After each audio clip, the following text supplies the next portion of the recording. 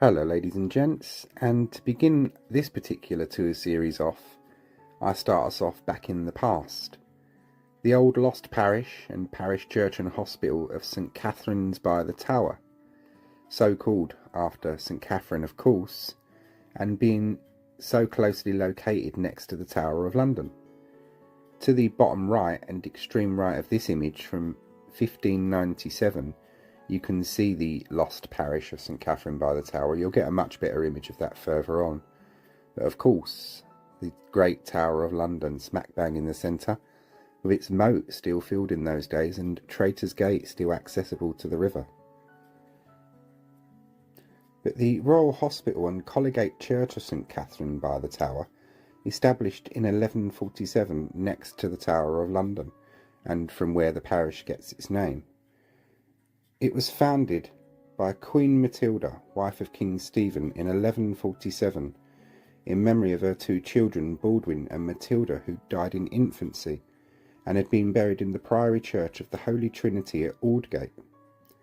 Its endowment was further increased by two Queen's consort, Eleanor of Castile, who you see here, who gave it a gift of manors, and Philippa of Hainault, who you see here, who also gave it a gift of manners and a gift of money.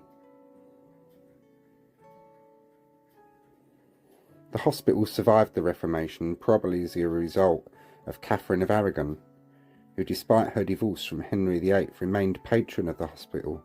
Anne Boleyn did not take up the role, despite this being the traditional role of the Queen of England.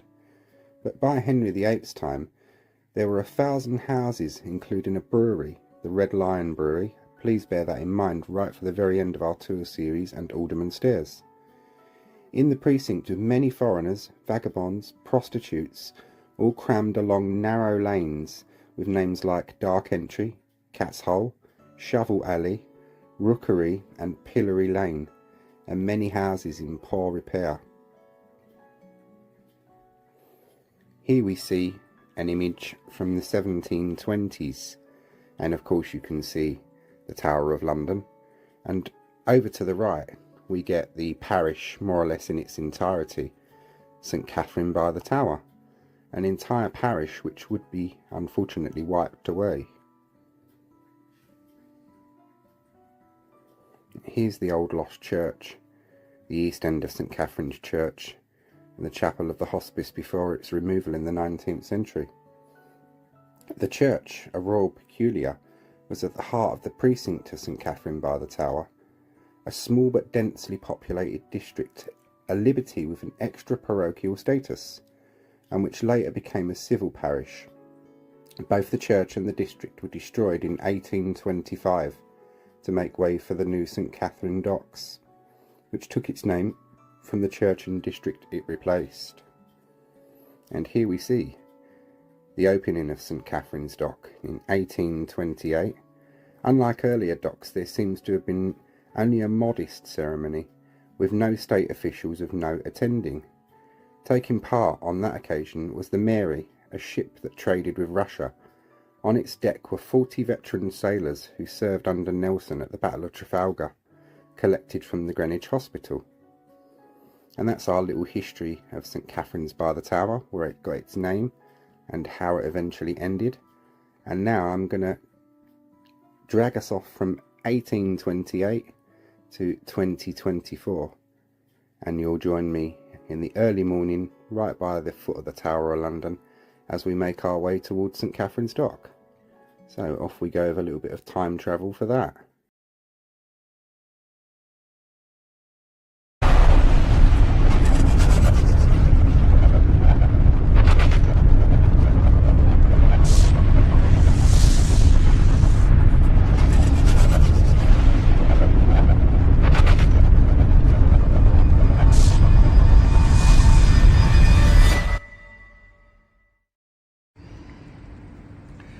And welcome back to the present. It's a very early one this morning. It is only 6:35 for our start off, and St Katharine's Dock, its name origin of course as we discussed, called St Katharine's by the Tower because of this place. the Tower of London. And of course, St Katherine herself. There you see, just behind the tower, Tower Bridge, in its nighttime mode.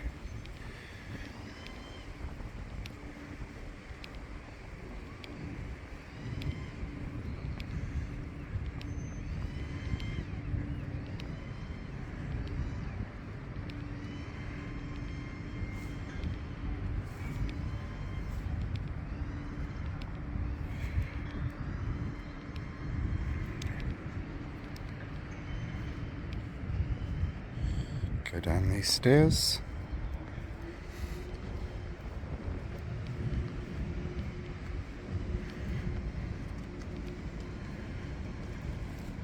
And here we have it.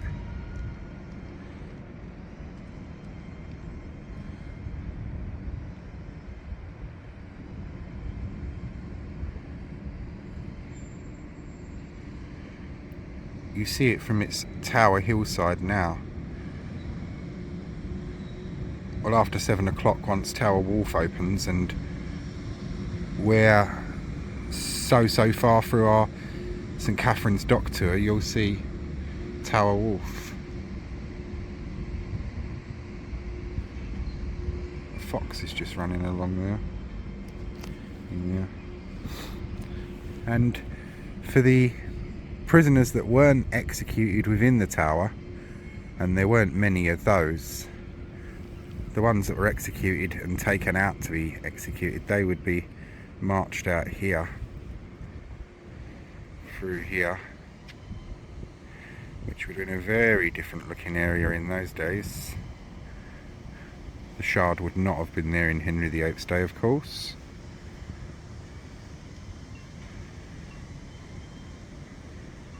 And they'd have been marched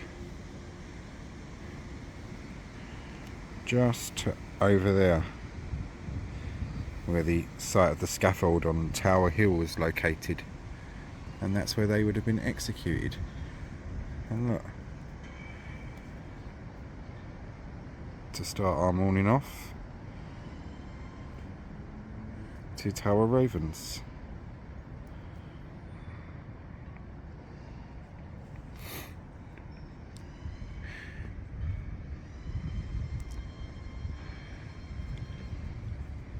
So that must have been a pretty terrifying journey, mustn't it?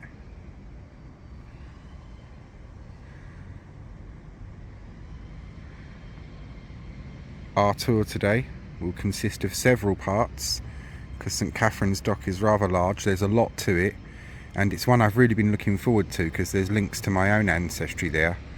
And also, when we finish the St Katharine's Dock, because you'll have already seen the Andalusia, when we finish St Katharine's Dock, there's a story, a true story about a historical Londoner. I was just watching those. Oh look, there's the fox.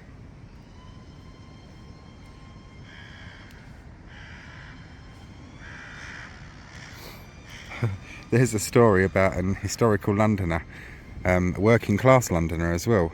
She was born in the lost parish of St Katharine's by the Tower. Her name was Charlotte Ann Lydia Everton. She was the daughter of a master cooper or barrel maker, and she began her life fairly lowly down in the ranks as a domestic servant. Well, over the course of 46 or 47 years serving the same family, she worked her way up to be housekeeper, and eventually would be buried in the same vault as the family she served. Anyway, just not too many years after her burial, when the parish church of St Katharine's by the Tower came down to make way for the dock, this lady, along with several other members of the family she'd served, had to be exhumed from their grave, and they were moved to St Dunstan's, Stepney. But we follow Charlotte's story all the way from her birth at St Katharine's by the Tower to her death and then her reburial.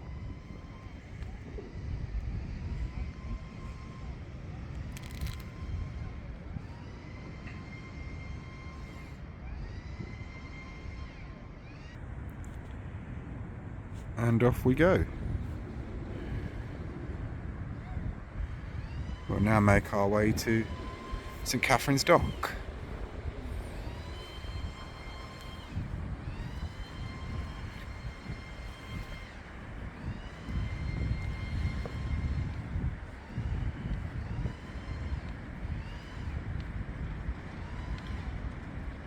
You think of the history this place has seen, the tower, over its long life. In November, for anyone that doesn't know, there's something on called the Poppy Light Show. You can book tickets online. I've been to a couple of the light shows at the Tower of London, and they are definitely worth it. And many of us will most famously remember the moat here from 2018, the centenary of the ending of the First World War, when the entire moat was filled with poppies. Thousands upon thousands of them.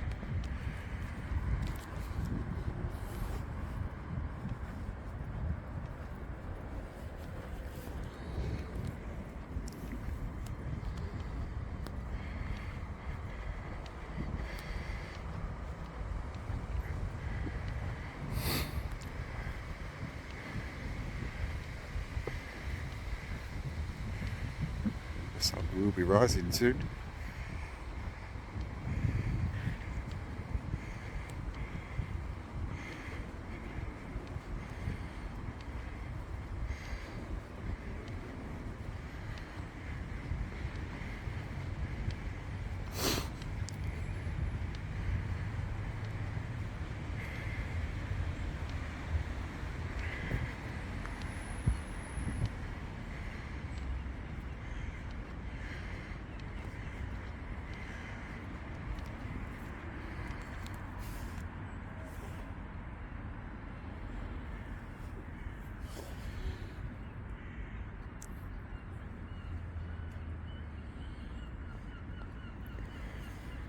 The Tower moat was once connected to the Thames and thus eventually became a large open sewer.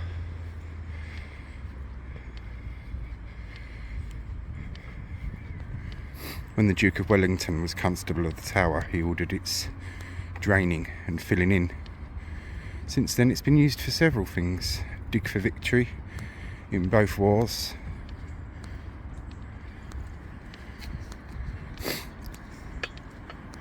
And as I said, most recently, in our own time, the poppies.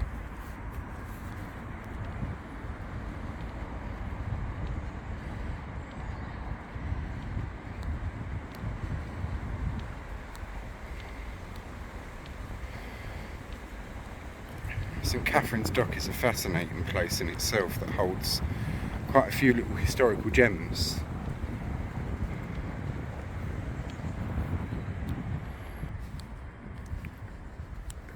Sorry about that, I had to blow my nose. It's somewhat chilly this morning.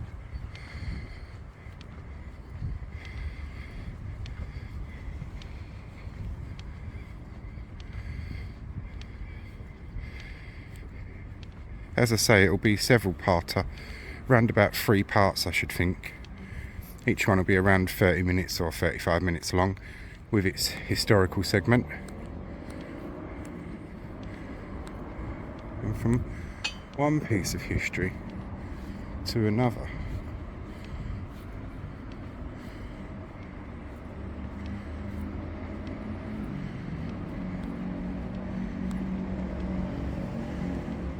Here you see parts of the old wall,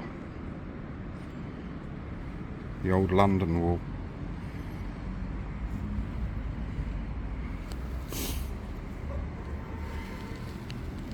Tower Hill medieval postern. This medieval postern gate gave access to the City of London from the east. It is the only known surviving example of a large medieval gate tower in the city wall. The construction of the subway provided opportunity to excavate and conserve the remains. 3 arrow loops in the multi-angular tower commanded the approach. The postern was also protected by 2 wooden gates and a portcullis, the groove of which may still be seen. The fine quality masonry suggests the postern may have been built from the 13th century onwards by the Royal Masons who were carrying out major modifications to the Tower of London.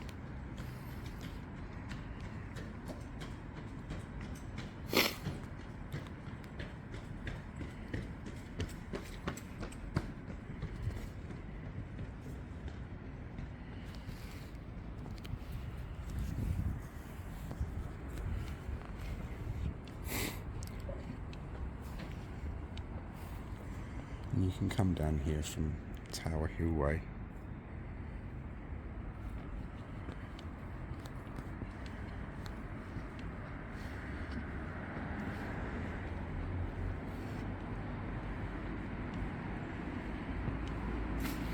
And just here, indeed, is that groove that allowed for the raising and lowering of a portcullis. London, like many cities in its day, was protected by being a walled city. Once the late 1600s and the Georgian era came along, they realised that they didn't have to have the defence of the wall anymore, so a lot of the wall and the gatehouses and things like Ludgate and places like that came down. You can do the London Wall Walk, which I'll do eventually. This is it. But as I say, our main suspect for the day is St Katherine Dock.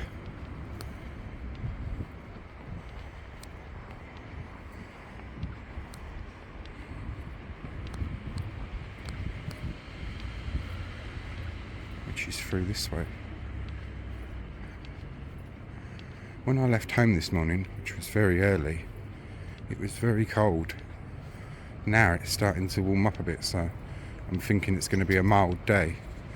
I've got a very, very thick coat on. Luckily I've got a much thinner coat in my bag, having already previously sweated my bollocks off before. And that bell tower there, clock tower rather I should say, is our first little glimpse of a structure that played a role in my own family's past.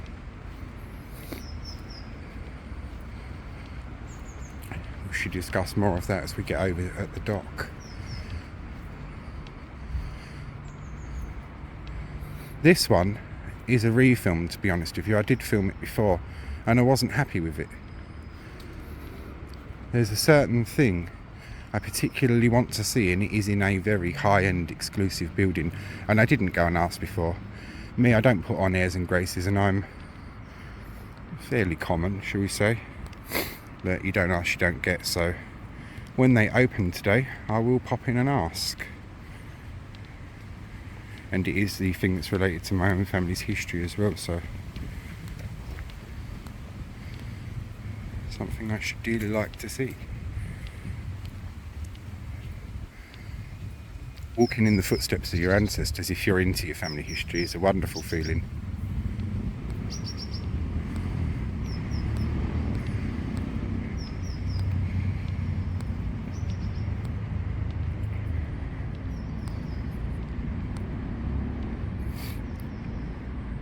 And as we go from one piece of history of the Tower of London to another great piece of history, Tower Bridge. Queen Victoria played a large role in this bridge, not its construction, bless her little cottons, but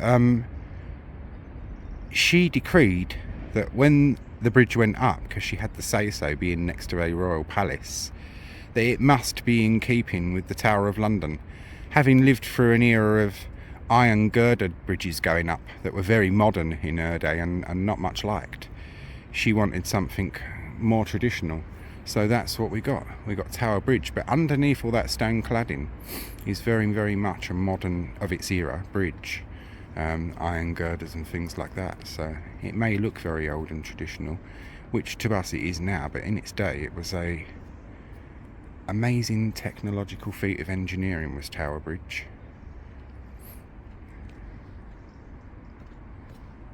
There we are.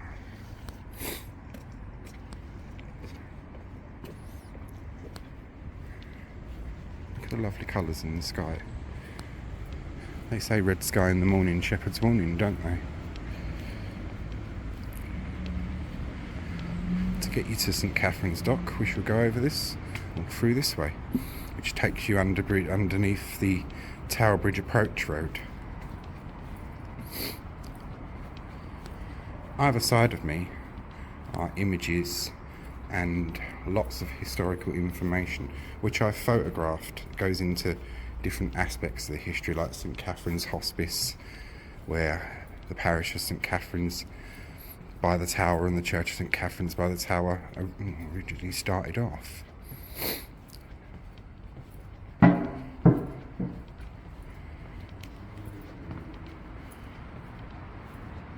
And there's a building here as well, a pub I particularly want to see, because although it wasn't a pub in her day, it was a dock building in her day, before the dock actually went up. In Charlotte and Lydia Everton's day, the building was further away from where it is now, but was still there. And it's a nice thought to think that she very likely would have walked past it.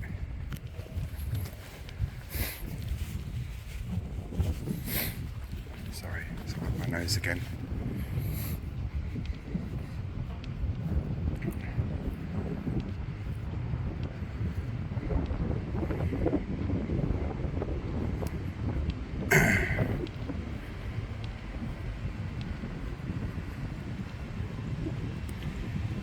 The docks here, you've got some rather modern post-war looking buildings, which they are, built on the bones or the backs of old buildings. And when I leave here later on, which I won't be filming that process because I'll be knackered by that point, this is where I shall leave, from up this way, in the shadow of the Great Tower of London, the White Tower, which we will be seeing again in the course of our tour. Much better views. And Tower Bridge, we will walk underneath her again, and we will be getting a real dark, macabre, morbid piece of history, which of course is right up my alley and I find fascinating.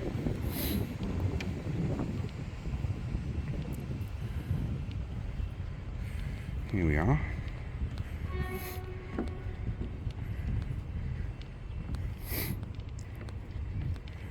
We have arrived at St Katharine's dock, and if I get permission, which I don't expect to be honest with you, because it is a very exclusive high-end building, my building of interest is this one in the bowels of the building. It's known as the Ivory House.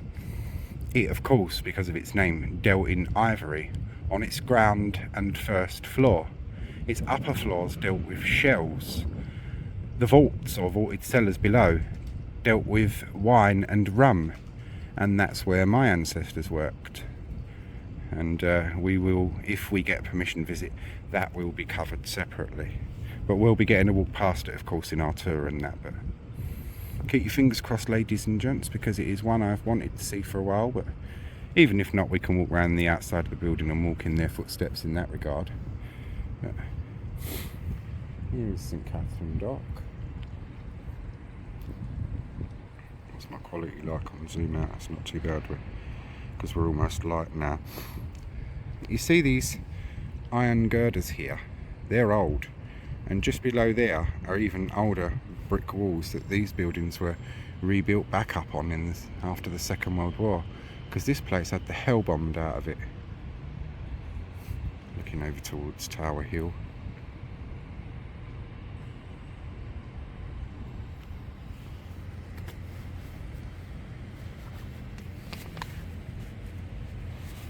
Lots of little places like Cafe Rouge and little bars and areas like that where bright young things go. And an interesting piece of coffee related information there, and tea related information over there. So I shall pause you for a sec while I finish off my smoke, and then you'll rejoin me. Welcome back. Welcome.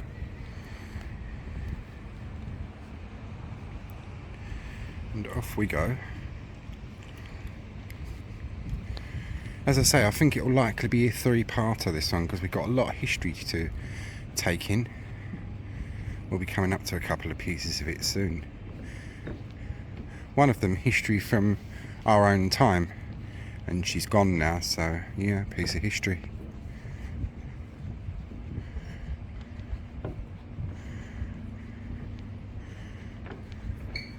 Lady Di, this one's called.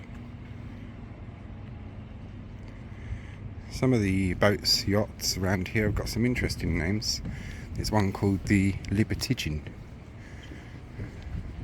which we will see.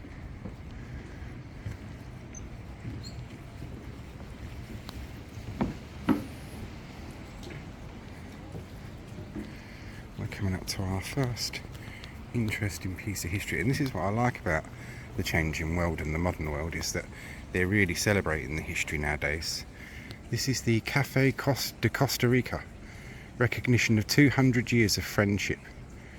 We commemorate 200 years of democracy of Costa Rica at St Katherine Dock, the place that opened the doors to the European continent to our golden bean, thanks to Captain William Le Latour, born on the island of Guernsey.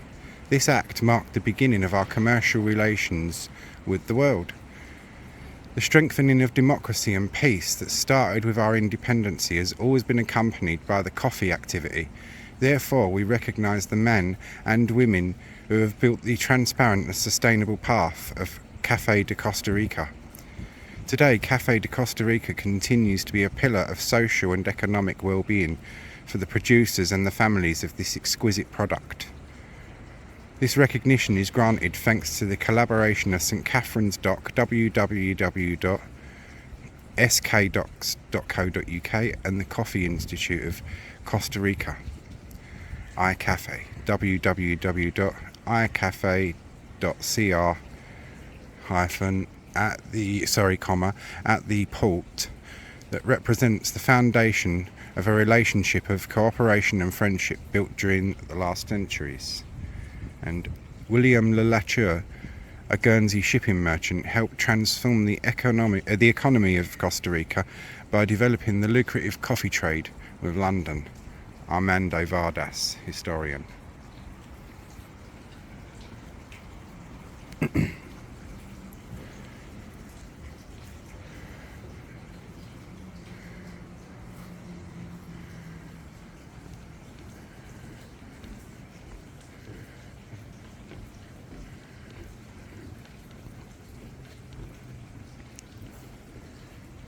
And here is our next piece of history, as I said, from our own time.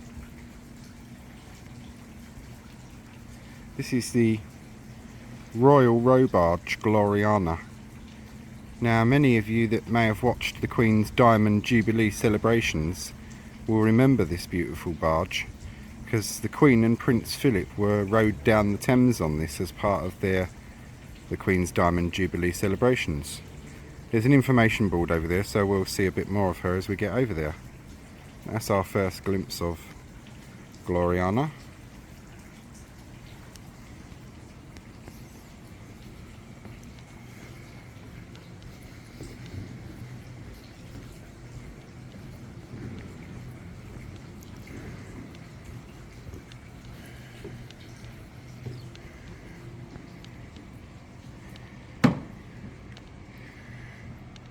I'll find out about the permission visit in between the filmings of part 2 and 3, most likely.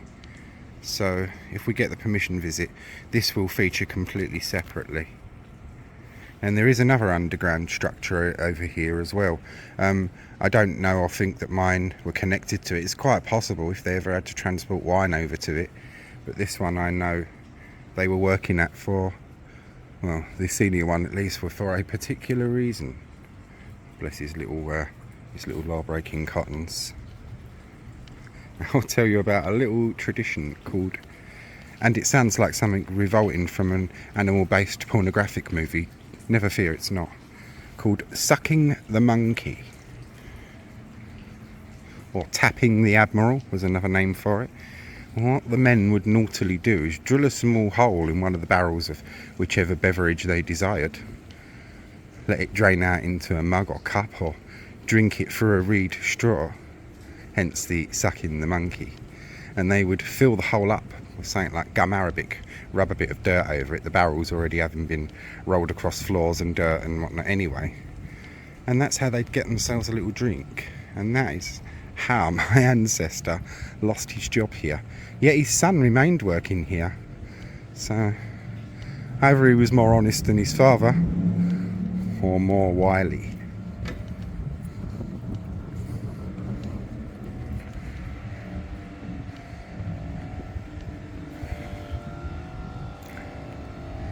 And this is our next little piece of history. This building here. which is the foundation stone of Commodity Quay, the World Trade Centre, London, laid on St Katharine's Day in 1985. St Katharine's Day, 1985, set by Peter Drew, OBE. Beg your pardon. St Katharine's by the Tower.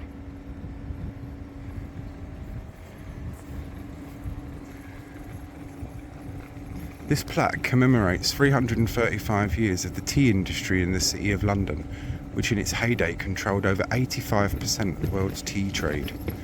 The city's trade opened with the British East India Company, which had a monopoly over the importation of tea from China and India. As a result of the growing tea trade in the city, St Katharine's Dock opened on the 25th of October 1828. Let me get a bit closer, it's very small, this writing. With Butler's Wharf following 65 years later in 1893 on the opposite side of the River Thames. We'll see that. At this time, St Katharine's Dock was the centre of Britain's roaring and commercial trade, and alongside Butler's Wharf was recognised as the main tea storage and processing centre in London. During its 140 years as working docks, St Katharine's Docks regularly welcomed tea clippers such as the famous Cutty Sark, in addition to more modern steamships. The docks gained prominence due to the prime location of the River Thames, ensuring the ease of access to the main tea companies in the city. Tea trading was central to Britain's commercial trade in the 1800s, as tea was the second largest commodity after wool, with the tea warehouse receiving 120,000 tea chests annually. These chests were transported by ships into the docks and then lifted by manual chain pulleys to the platforms and storage floors. At its peak, Butler's Wharf handled 400,000 tea chests a year. The working docks ceased to operate in 1968, but continues to be a thriving waterside community. This plaque was generously donated by James Finlay, established in 1750. Finlay's was an early pioneer establishing the global tea trade. Today, Finlay's continues to manage global supply chains to bring the best from the bush to the cup. Finlay's is part of the Swire Group, the London Tea History Association, www.londonteahistory.co.uk, was founded in January 2015 to record and commemorate 335 years of the world's tea trade in the city. I read out the website things so people can read them if they want to.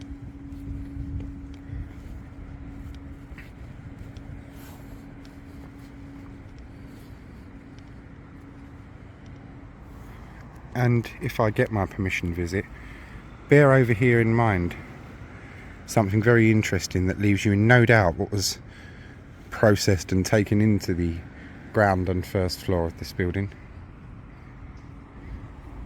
But this is where my 3 times great-grandfather, Charles Lee Sr., and his son, who worked in the same dock, we assume worked in the same building, worked in the vaulted cellars of this building.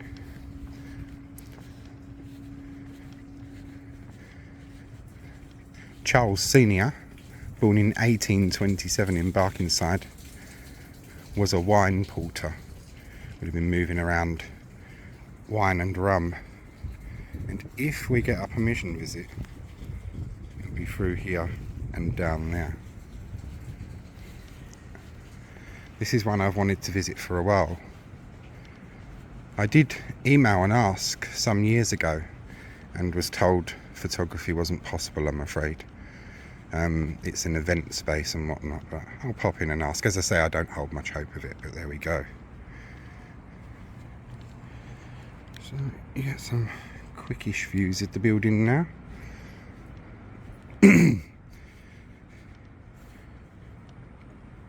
If our permission visit does go ahead, it will be more focused on its history and that, when it went up, what it did. And we are now at our 30 odd minute segment for this one. So with our history intro, that will do us for this one. So you're now joining me for part 2.